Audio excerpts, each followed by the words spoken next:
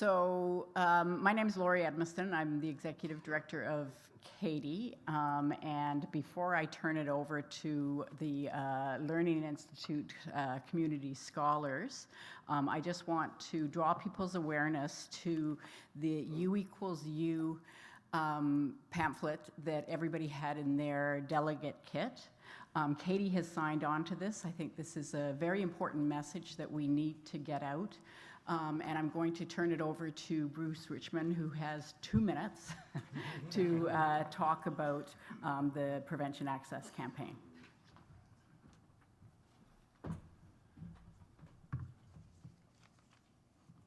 Thank you, Laurie, and thanks, CATIE and sponsors for allowing me to be here today. So as Laurie mentioned, I'm the Executive Director of Prevention Access Campaign. We created something called the Undetectable Equals Untransmittable, or the U equals U campaign. And the reason we did this is because there is information about our bodies, about our sexual, social, and reproductive health that wasn't getting out to people living with HIV. In 2012, I found out that I couldn't transmit HIV to my partner. I found that out because I'm a white, gay, cisgender male who's fairly privileged and has adequate access to treatment. But other people weren't finding this out. Doctors weren't telling people who weren't as responsible as I seemed to be. So a group of us got together and worked with the researchers to clean up this misinformation. So to clean up all this mess of all different kinds of assessments of our risk to other people. And we put a consensus statement together with the top researchers from the field, and that consensus statement determined that someone who is undetectable and is on treatment is not a sexual risk to their partners. There's no infection risk to their sexual partners. So since then, we use that consensus statement to encourage groups to sign on and join the statement.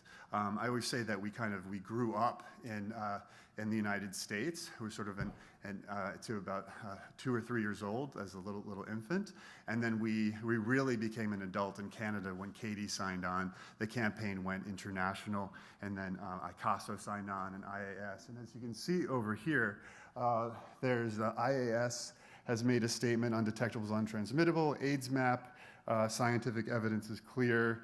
You can see it's in Italian, it's in Spanish, it's in Macedonian, it's in Dutch, ACT UP Dublin. So it's in 26 countries around the world, 140 organizations. It's been translated into 11 languages, and we'd love you all to join us, to be a part of this, to share this very important message for people living with HIV.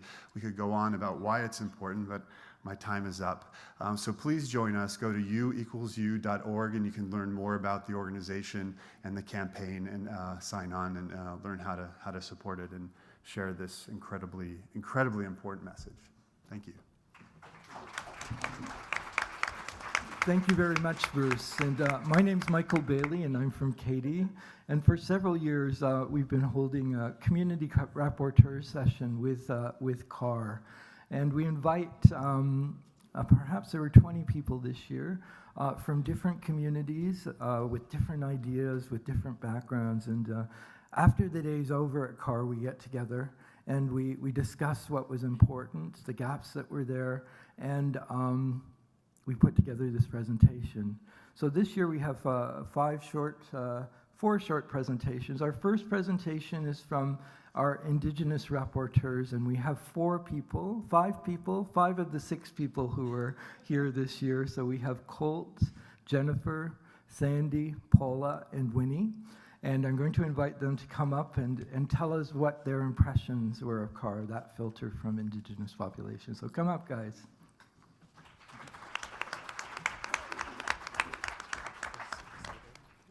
Bonjour, monsieur, mademoiselle. I'd like to acknowledge the Mohawk territory that we're on today and thank CAHR for having our Indigenous peoples be here and to hear our voices.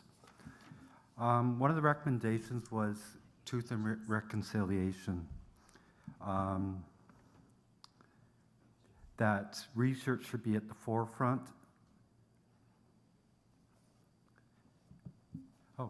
see that. I could read that better. And it's not just an Indigenous responsibility, it's everybody's responsibility. And we also did not see a lot of decolonization at CAHR. Change the language of research to be more inclusive, even in social sciences. Do we have the next one slide? Sorry. So storytelling is very important. I just want to give you a quick little story from Chief Seattle. Humankind has not woven the web of life. We are one thread in it. Whatever we do to the web, we do to ourselves. All things are bound together. All things are bound together. All things connect.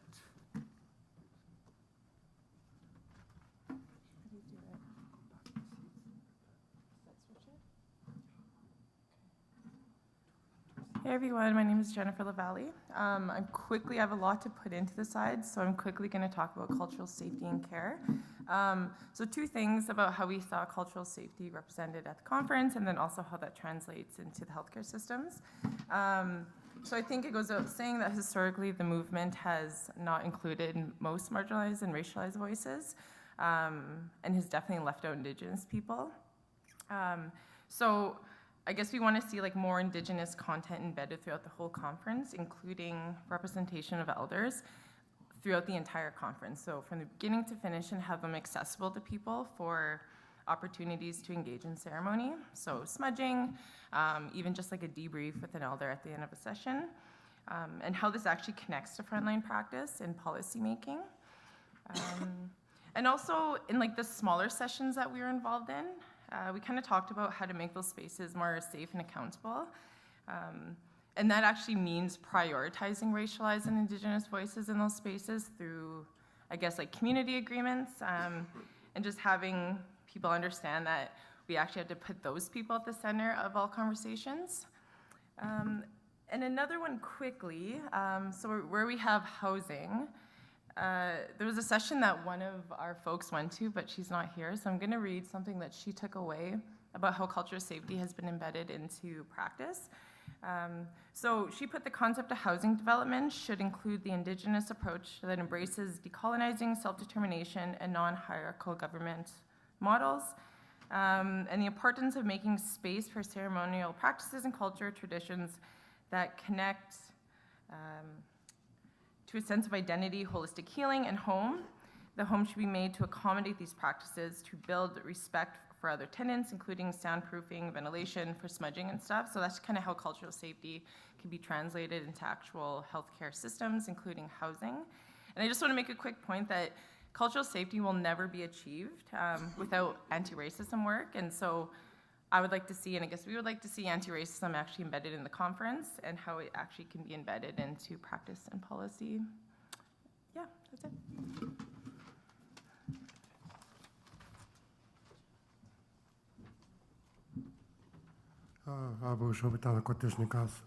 Just to do a little touch upon what I forgot your name again. I keep forgetting people's names. We're talking about tokenism and representation. To eliminate tokenism, meaningful representation should be in policies of CAHR. To be inclusive, elders included male and female, including transgender beyond opening prayers. We include them in all of they come in and then they participate in the conference, not just the opening and the closing. They have to be always present in case somebody wants to talk to them and get them involved in our group discussions, so that they are aware what we're dealt with. And we also have to have a youth scholarship should be provided. Because there's lack of a youth here. I don't know what youth is in your eyes. Youth is sometimes nationally or internationally would be 35. Some people say 25 up to 29.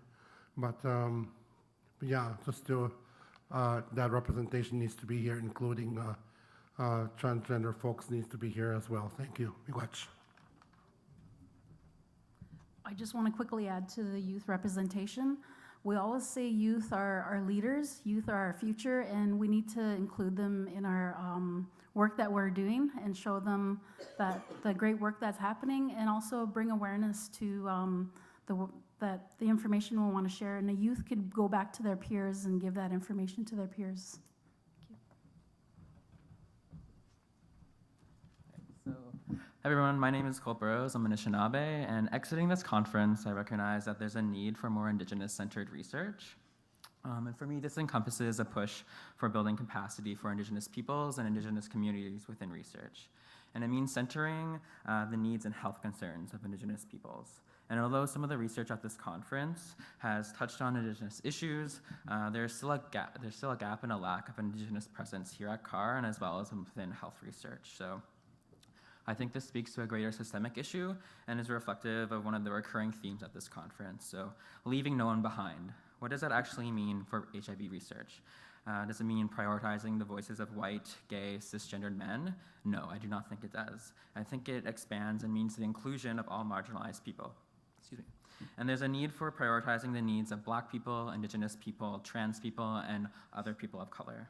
And this push to recenter marginalized folks within research was touched on Marma's presentation on Thursday.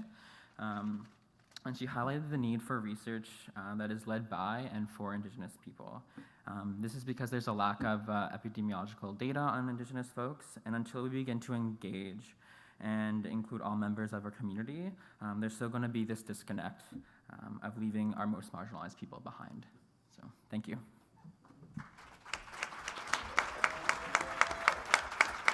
So thank you to our Indigenous rapporteurs.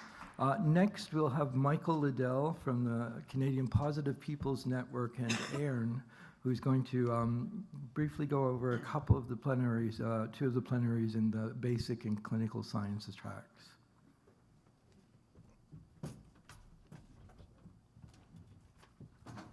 I think I might have broke a light.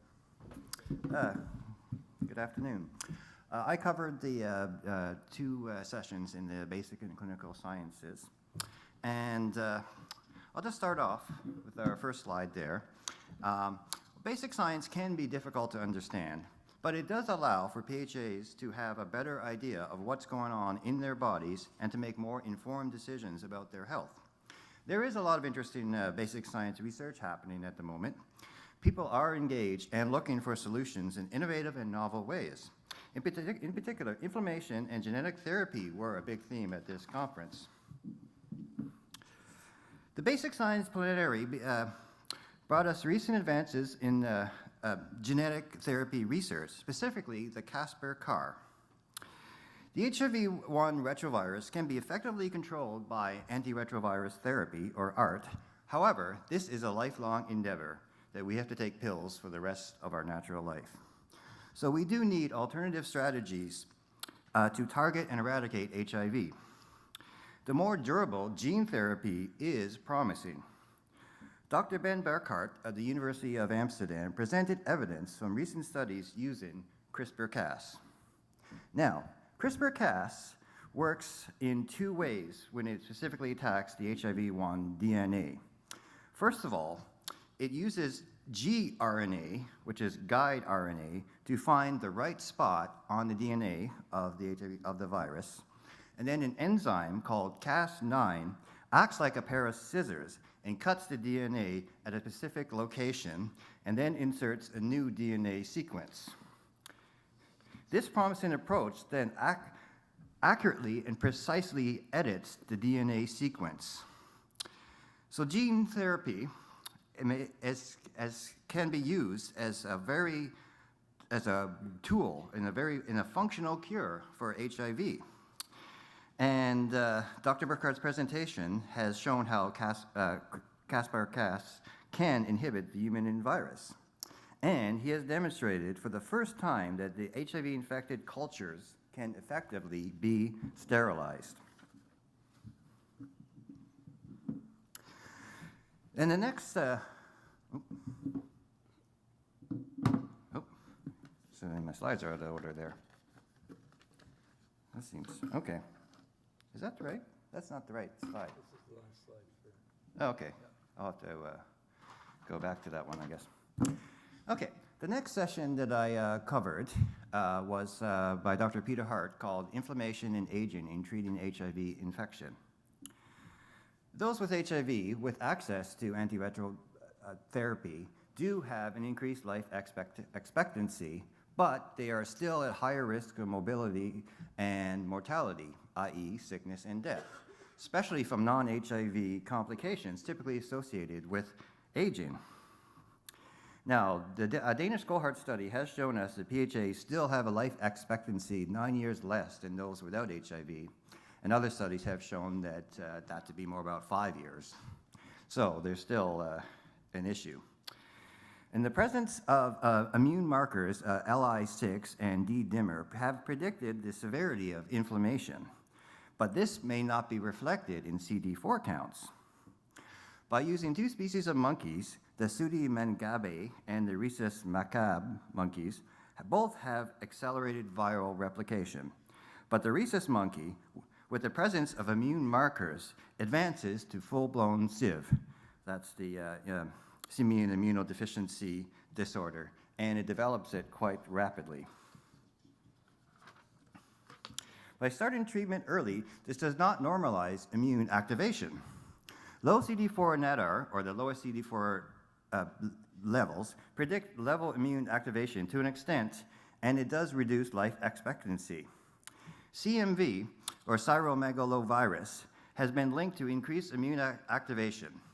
Treatment with valganciclovir has reduced immune activation, and microbial translocation, or the leaky gut syndrome, starts early and may persist. Okay, oh, that's not in order too. Okay, I gotta go back to that lifestyle one there. Where'd it go?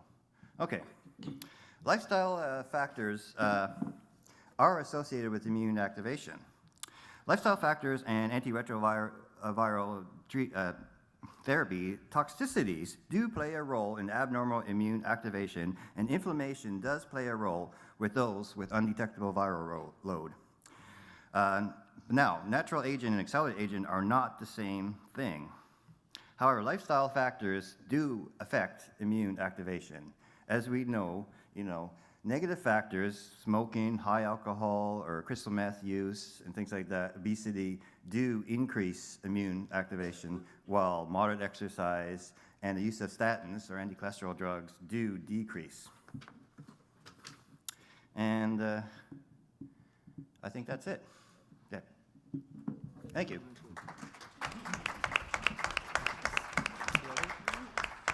Now, the most popular track of people attending the CATIE Learning Institute is social sciences, and we have 2 people who are presenting today. We have Hawa Inouye and Imad Gadi, both from Ottawa. Okay, I'll go first. Hi, everyone. Thank you. Assalamu alaikum. Wain akhi wa akhti, where are my brothers and sisters? I wish I was able to see more Middle Eastern faces here in CAHR and throughout CAHR. I work at the AIDS Committee of Ottawa, and I represent the MSM minority population. Hi. Bonjour, mon nom c'est Awenois. Comme mon jeune collègue, il a dit, on aimerait voir plus de gens issus de la communauté ethnoculturelle noire. La représentation, c'est ça qui est nécessaire. We don't have too much time, and we have a lot to cover, so I'm going to go, but I just wanted to say thank you to whoever nominated us to speak. You're lucky you're anonymous. I'm kidding, it's an honor. Okay. So a name that came up throughout the whole conference was Laurel Sprague and her plenary that she presented. And some key concepts that came out through that was how we use crime and punishment and locking people up in order to control parts of the population and society, and how that kind of produces and perpetuates stigmatization. And we talked about how throughout the 1990s, mothers in the hospitals would have their babies tested, and have their status disclosed without the permission. And we have to ask ourselves, have we learned anything from our history? And I'm gonna have to say, no, we haven't. Now we see this as what happened in the hospitals, a place where you're supposed to go for care and protection. I'm seeing this happening now in the police institutions where we seek care and protection. And a big part of that is a lack of education, which is something that we're all working towards. Do you want to say anything? Okay, I'm just going to add what he said briefly. Instead to care, we tend of punishing people. Et je suis supposée parler en français. Donc. Pour moi, qu'est-ce que ça se passe dans mon travail, c'est vraiment les gens qui viennent nous voir et qui ont confiance en nous. Ça donne, s'il manque des informations, effectivement, ils vont pas prendre de bonnes décisions parce qu'il y a des informations qui manquent. C'est notre responsabilité de les informer et donner des informations qui sont correctes et qui sont à temps.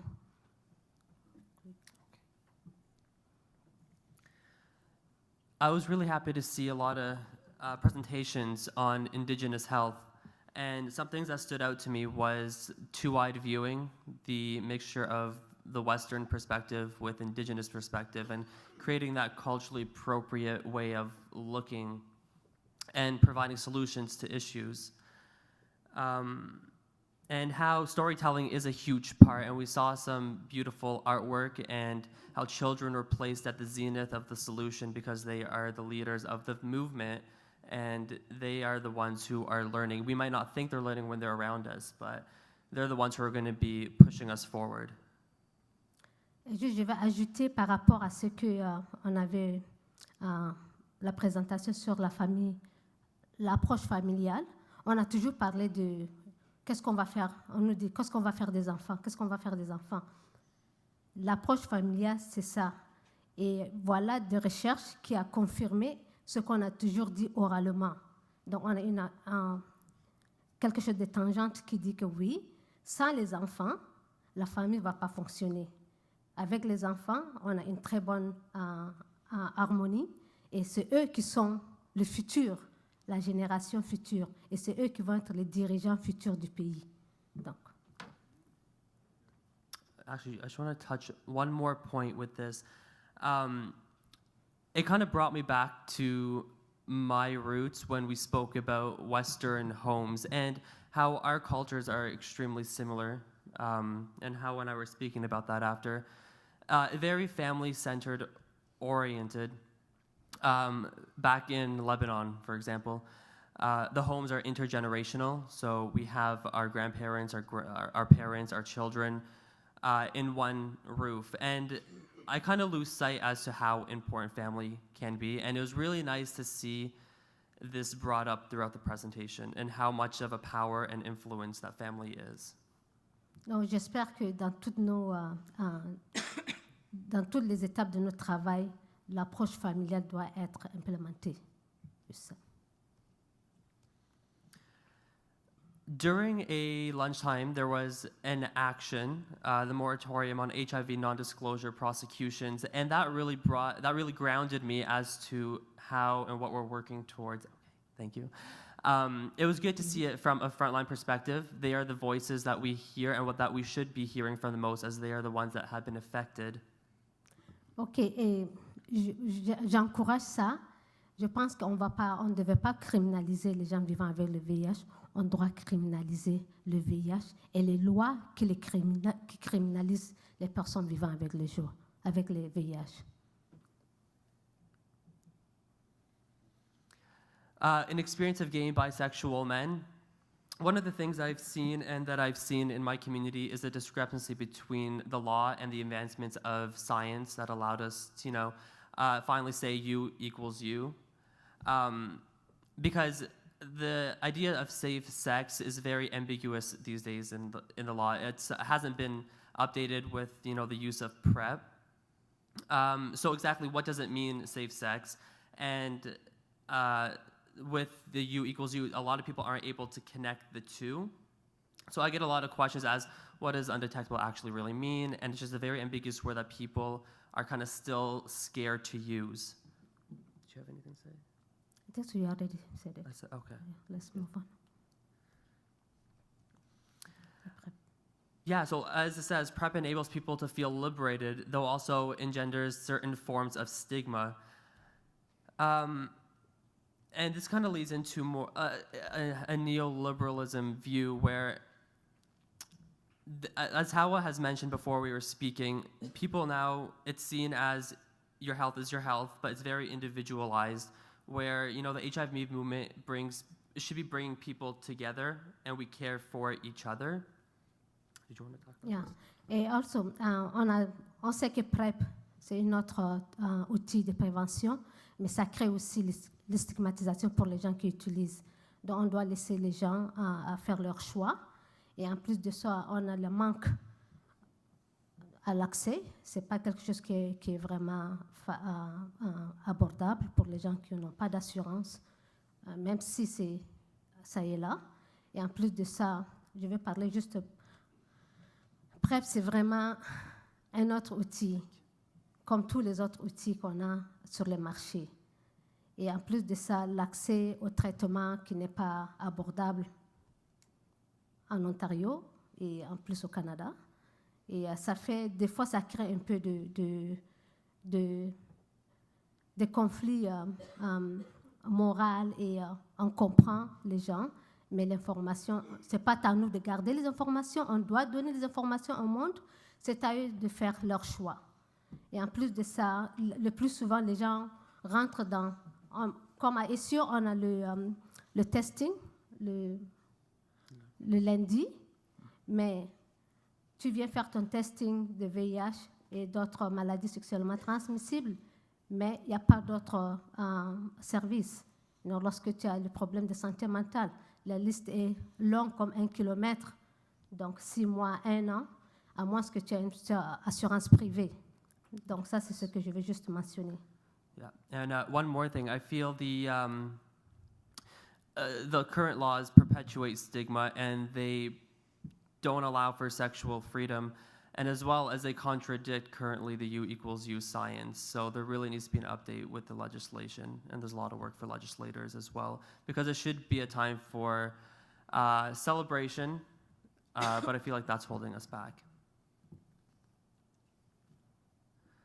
And did we touch on, yeah. Ouais, l'impact de la criminalisation. On sait que le VIH, c'est un virus, mais la criminalisation, ça affecte toute une communauté, toute la famille, toute la société. Et on va parler, mon collègue va parler de ça en anglais un peu.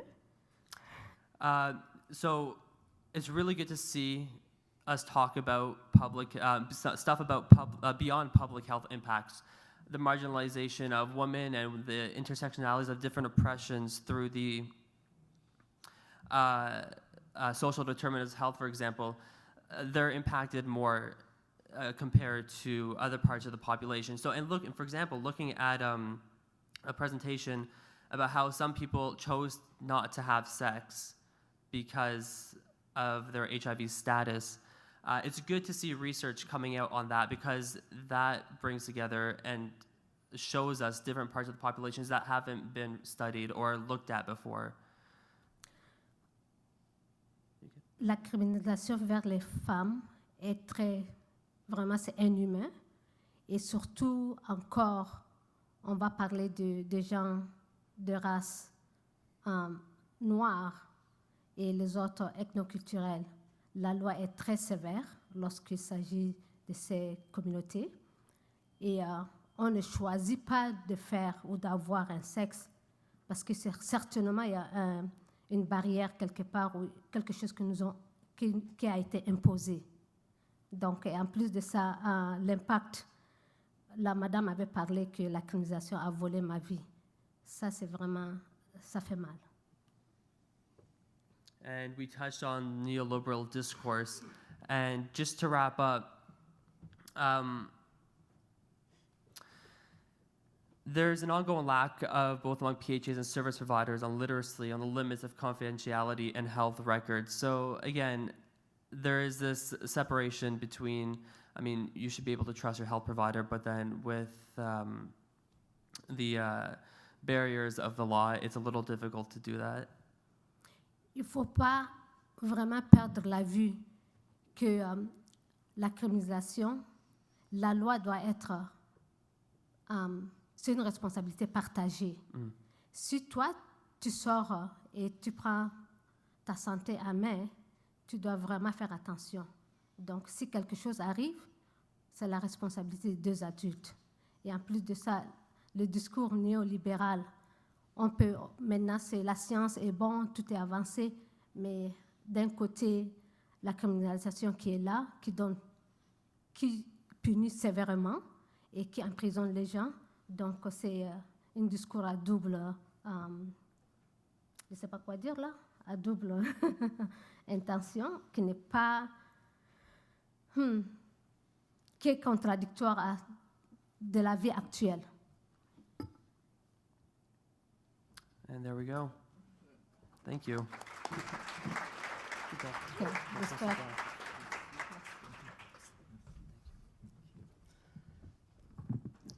So thank you, Imad and Hawa. As we are in Quebec and giving a community response to this conference, it's important to hear the voices in French of people who are speaking. And our next presenter is Rachel Beauchemin. Rachel is going to speak in French, but if you have anything you'd like me to translate, I can do that. Roxane. Excuse-moi. Bonjour tout le monde. Donc, je vais discuter avec vous, en fait, vous présenter la synthèse des éléments que le groupe a ressortis sur l'épidémiologie et santé publique. Donc, premièrement, un élément qui nous a beaucoup intéressé, c'était la santé des personnes trans. On nous a présenté le projet Trans Priorities, le but, en fait, c'était d'évaluer ou de travailler à réduire la stigmatisation chez les personnes trans et d'identifier des opportunités pour la recherche et les lacunes qui existent sur les connaissances de la santé trans. Ce qui est intéressant à mentionner, c'est que dans le groupe de recherche, ce sont toutes des personnes trans, donc des personnes trans d'hommes à femmes, de femmes à hommes, donc qui vont vraiment couvrir l'ensemble des possibilités, aussi ils ont aussi des personnes d'origine caribéenne, donc africaine ou haïtienne, qui sont au groupe, ainsi que des gens de l'Asie. Alors, ça fait vraiment une belle représentation canadienne de cette population-là. Précisément, dans le cadre du projet, c'est en processus. Il y a une première étape, en fait, qui a été faite.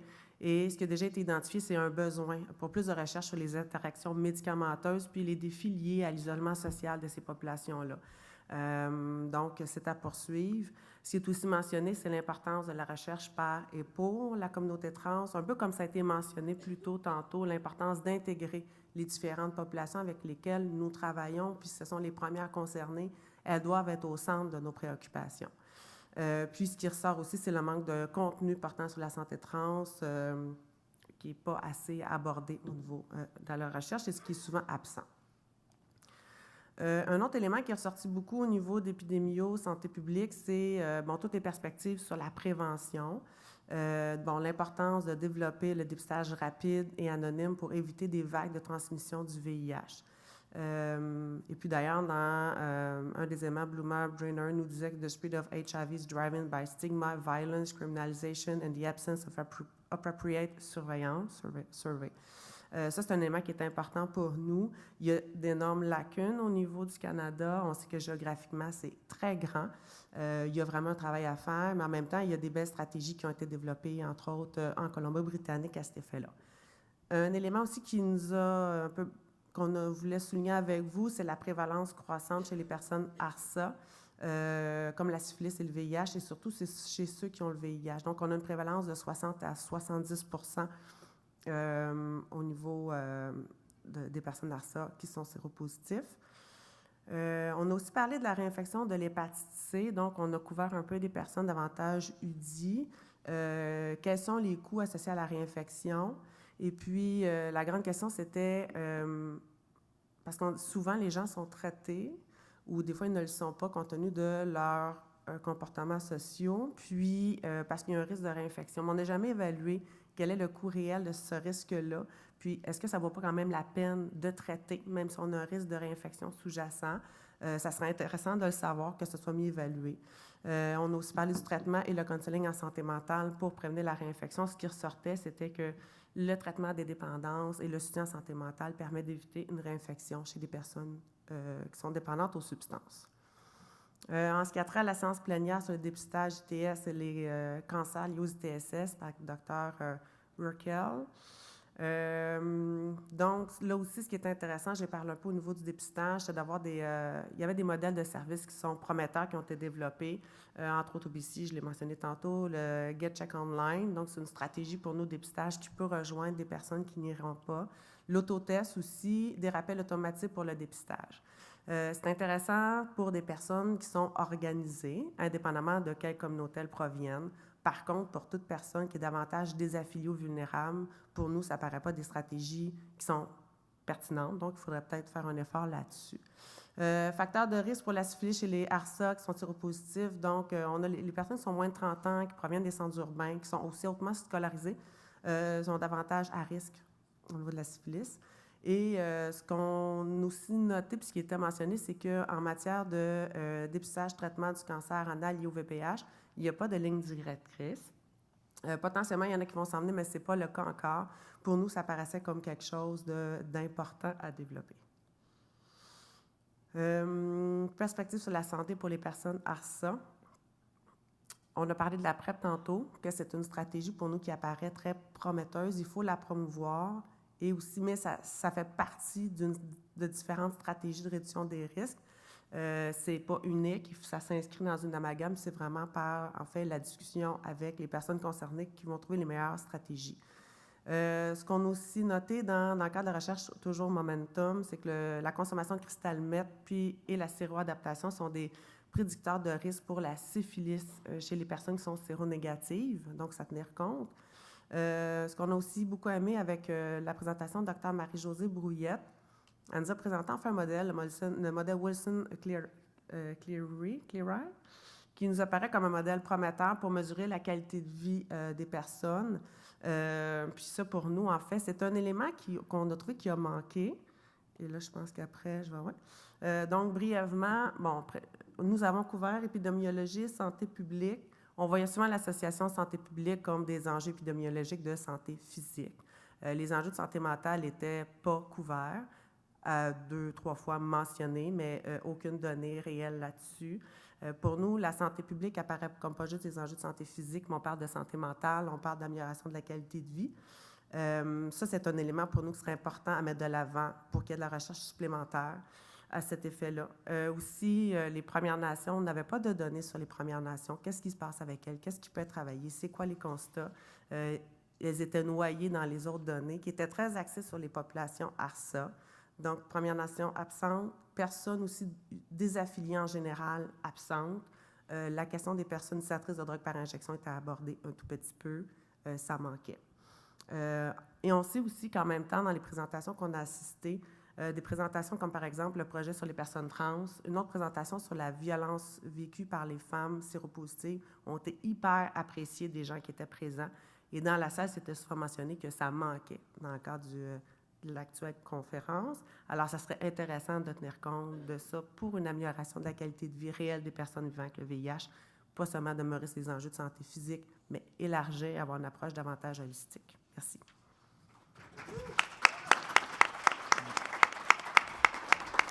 Merci Roxane. C'est la fin de notre présentation. It's the end of our presentation now.